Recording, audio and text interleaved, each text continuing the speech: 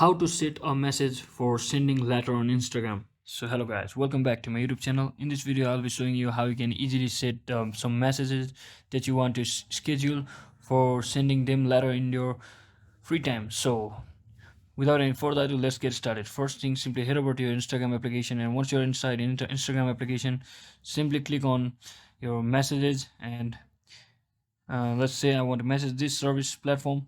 Over here, as you can see, I haven't typed anything.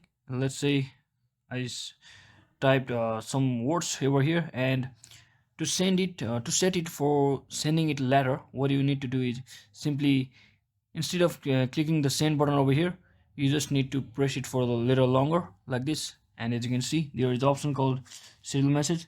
You can schedule it in your preferred time. Let's say I want this message to be sent tomorrow at like 4 p.m. 16 minutes 4, like this. And you can also change the seconds from here, just like this, and you can just hit the send button from here. And that's exactly how you can set the message for sending letter on Instagram. So hope this video was helpful. If it was, don't forget to like and subscribe to the channel. See you on the next one.